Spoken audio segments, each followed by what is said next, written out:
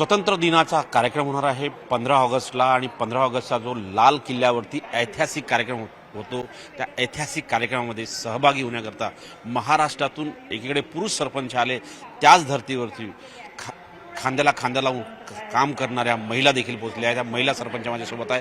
ह्या सगळ्या महिला सरपंच आहेत ज्या राजधानी दिल्लीत आलेल्या आहेत। महत्त्वाचं म्हणजे जर बघितलं खास करून ज्या पद्धतीनं माहिती मिळते उद्या जो 15 ऑगस्टचा कार्यक्रम स्वातंत्र्य दिनाचा कार्यक्रम त्या कार्यक्रमात सहभागी होऊन कशा पद्धतीनं त्यांची निवड झाली हे देखील जाणून घेण्यासाठी आपण त्यांचा प्रयत्न करूया। ते त्यांच्याकडे जाऊया। स्वागत आहे आपलं सगळ्यांचं न्यूज 18 लोकमतमध्ये। आपलं नाव सांगा आणि आपण कुठून आलात? माझं नाव इकडे बघायचं सुनीता दत्तात्रय मिटकरी, जिल्हा वाशिम, तालुका मालेगाव। मी एक महिला एक सरपंच आहे। जोराने बोला। महिला सरपंच आहे। माझ्या गावात मी खूप कामं केलेले आहेत। खूप म्हणजे काय काय केलं? डिजिटल शाळा केलेल्या आहे, रोड 24 तास नळ योजना चालू आहे। 24 तास नळ पाणी असते का? हो, मीटर लावलेले आहे। हो, तोटी लावलेला आहे।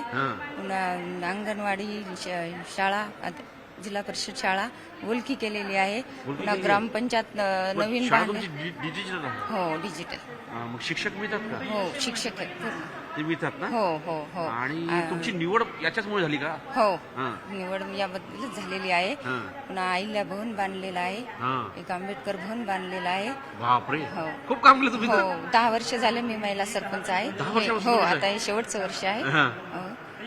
म्हणजे सलग तुम्ही 10 वर्ष म्हणजे 5-5 वर्षासाठी सरपंच? 5-5 वर्ष। तुमचं दोनदा संधी मिळाली? हो, दोनदा। कशी काय संधी मिळाली दोनदा? काम केले, चांगले केल्याबद्दल लोकांनी निवडून हो, लोकांनी निवडून दिले। आपलं नाव ताई?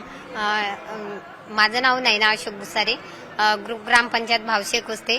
मी एक ग्रामीण भागातली सरपंच, जिल्हा ठाणे। मी एक ग्रामीण भागातली महिला सरपंच आहे। माझं गाव तानसा अभयारण्यात मध्ये खरं आहे। आणि जिथे आपल्या शिवनेरी किल्ल्यावरती जे जिजाऊ महाराजांचा जे शिवाजी महाराजांचा जन्म खरा होणार होता तो माहुली किल्ला, पण तिथल्या एका कोपऱ्यामध्ये माझं हे गाव वसलेलं खरं तर आहे। आणि मला खरं मी माझे भाग्य समजते की मला आज इथे येण्याची संधी मिळाली, की मला आराराबा पुरस्कार सुंदरगाव म्हणून मिळालेला आहे। त्याच्यामुळे आम्हाला इथे येण्याचे म्हणजे भाग्य मिळाले आहे। मी खरं खूप आभारी आहे, धन्य आहे त्यांचे की मला काय काय काम केलं म्हणजे तुम्हाला इथे निवड झाली? काय वाटतं तुम्हाला? मी माझ्या ग्रामपंचायतमध्ये मला आता नुकतंच आराराबा सुंदरगाव एक पुरस्कार मिळालेला आहे। कशामुळे मिळाला? काय काम केलं तुम्ही? सांगा ना मला, काम काय केलं तुम्ही? आमच्या इथे एमआरजेस मधनं आम्ही काही ग्रामीण भागामध्ये जे शेततळे आहेत, शेततळे बांधलेले आहेत। चांगल्यापैकी विहिरी लोकांना दिलेल्या आहेत, ज्याच्यातनं ते पाणी घेऊन आणि मोगरा लागवड करतात, आमच्याकडे भाजीपाला लागवड करतात। लोकांना त्याच्यातनं रोजगाराची संधी मिळते आणि ते रोजगाराची संधी घेण्यासाठी आम्ही चांगले उपक्रम राबवलेले आहेत। आणि त्याच्यातनंच आम्हाला माझ्याकडे एकूण जिल्हा परिषदच्या 4 शाळा आहेत आणि शाळा ऍडमिशन घेतात का शाळेत? हो सर, घेत आहेत आमच्याकडे। आणि चांगल्या प्रकारे मला खरं तर शिक्षक लोक आमच्या जे आहेत ते सहकार्य करतायत आणि आम्ही त्यांनाही सहकार्य करतो, ज्याच्यातनं आम्हाला सगळ्या गोष्टी। आरोग्य उपकेंद्र आहे तुमच्या गावात? हो आहे, आरोग्य उपकेंद्र पण माझ्या हो डॉक्टर असतात। आणि आरोग्य उपकेंद्र माझ्या खरं तर ग्रामीण भाग असल्यामुळे मूळ गावापासून 5 किलोमीटर अंतरावरती आहे, पण चांगल्या प्रकारे तिथे सुविधा सगळ्या मिळत आहेत। आणि जरच नाही काही प्रॉब्लेम असले तर आमच्याकडे थोडेसे वाहनांचा प्रॉब्लेम येतो, तर आम्ही फोन रात्रीच्या किंवा बेरात्री पण जाऊन आणि फोन करतो, किंवा गाडी तिथे उपलब्ध असती तर आम्ही त्यांना घेऊन जातो। म्हणजे तुमच्या म्हणजे ग्रामपंचायतच्या वतीने गाडी तयार केली आहे का तुम्ही? अशी मोबाईल व्हॅन तयार केली आहे का? नाही, असं काही केलेली नाही। पण जर प्रायव्हेट एखाद्याची इमर्जन्सी असली तर मग हो घेऊन जातो, कारण की तिथे खूप ग्रामीण भागामध्ये गाडी उपलब्ध नसतात। आमच्या इथं घंटा गाडी रोज घंटा गाडी गावात पाणी पुन्हा दिसणार नाही, सोच खड्डे, नाली नाही। आणि सर महत्वाचा मुद्दा म्हणजे जे आवास योजना घरकुल, पीएम आवास योजना जे घरकुल आहेत ते बऱ्यापैकी लोकांना सगळ्यांना मिळालेले आहेत, सगळ्यांना घरं भेटलेले आहे। वा वा। तुम्ही कुठून आहात ताई? नमस्कार, मी सौ जयश्री धनंजय इंगोले, कामठी ब्लॉक, जिल्हा परिषद नागपूर, खसाळा ग्रामपंचायत। तुमची काय निवड झाली? माझ्या गावात अत्यंत शहरालगतची ग्रामपंचायत असल्यामुळे पाण्याचं आणि प्रदूषणाच्या गोष्टी लक्षात घेता पाण्याची पातळी बरीच खोल आहे, म्हणून सगळ्यात सर्वप्रथम मी पाण्यावर काम केलेलं आहे की शहरालगत कुठेही जागा नसताना जलसंधारण करणं म्हणजे खूप कठीण गोष्ट आहे. पण तरीही स्मशानभूमीचं नाव आपण जर म्हणजे बदलवलं तर लोकांच्या प्रतिक्रिया पण बदलतात. मी स्मशानभूमीचं नाव स्मृती उद्यानात रूपांतर केलं आणि आज माझ्या स्मृती उद्यानात मुलं मुली अभ्यास करतात. ऑक्सिजन पार्क सारखं. ऑक्सिजन पार्क सारखं. हा एक उपक्रम झाला. याशिवाय जसं तुम्ही म्हणता की शहरालगतची ग्रामपंचायत आहे, शहरालगतची ग्रामपंचायत प्रदूषण आहे, पण प्रदूषण कमी करण्याकरता काय उपाययोजना केल्या आहेत? हा, प्रदूषण उपाययोजनाकरिता ई व्हेकल्स असल्यामुळे प्रत्येक घरी प्रत्येकांकडे ई व्हेकल्स आहे, तर त्यामुळे कुठेतरी आपल्याला प्रदूषण कमी करता येईल. किती लोकसंख्या गावाची? गावाची लोकसंख्या 1035 मतदार यादी आहे. 1500 ते 2000 लोकसंख्या आहे. रस्ते चांगल्या गावात जायचे? हा, बऱ्यापैकी चिखल नाही होत?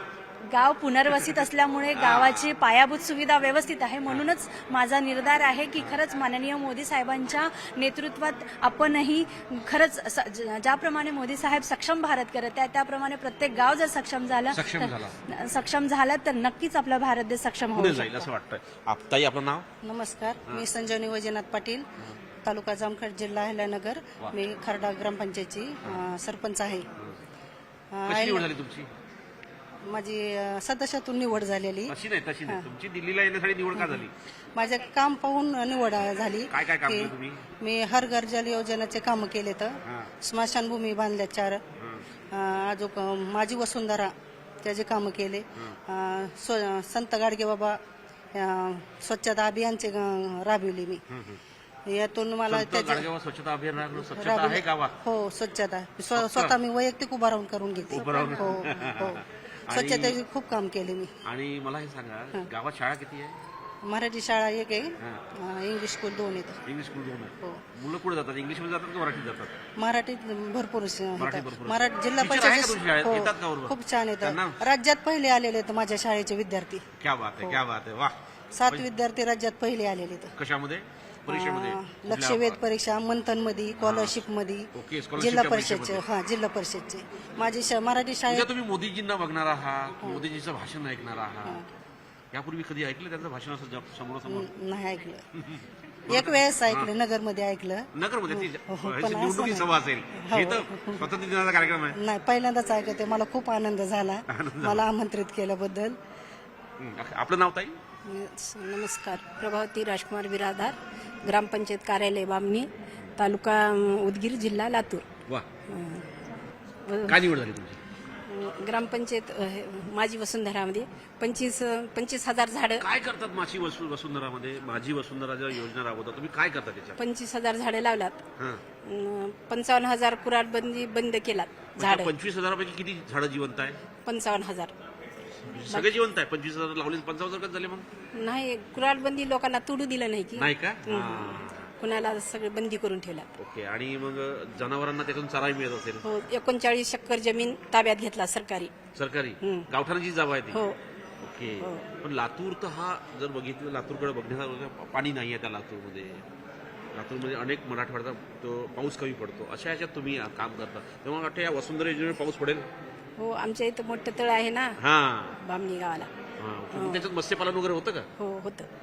कोण करतं मत्स्यपालन? गावातले लोक करतात का बाहेरचे लोक येतात? नाही, गावातलेच लोक. बाहेरचे लोक करतात. आपलं ताई नाव? मी सौपर्णा नितीन राऊत, सरपंच कोंढाळा, तालुका देसाईगंज वडसा, जिल्हा गडचिरोली. ओके.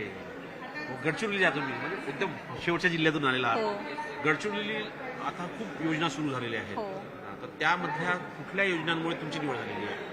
आमच्या जी प्रधानमंत्री आवास योजना आहे त्याच्यामध्ये पुरेपूर आम्ही काम केलेलं आहे.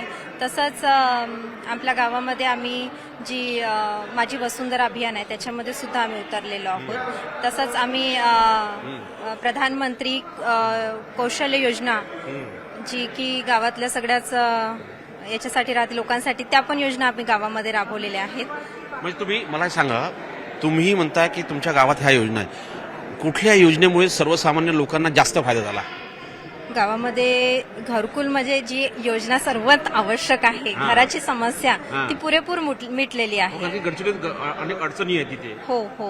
बऱ्याच गोष्टीसाठी अडचणी आहेत त्या या योजनांमुळे मिटलेल्या आहेत. भेटलेले ओके, भेटलेले आहे. धन्यवाद. आपलं ताई नाव? माझं रोमिला रामेश्वर बिसेन, मी केसलवाडा पवार या ग्रामपंचायतीतून आलेले आहे, भंडारा जिल्हा. अरे भंडारा जिल्हा, वा, वा, वा. म्हणजे गडचिरोली जिल्हा हा भंडारा जिल्हा. हो. दोन्ही जिल्हे मागासलेले जिल्हे समजले जातात, नक्षलग्रस्त जिल्हे म्हणून समजले जातात.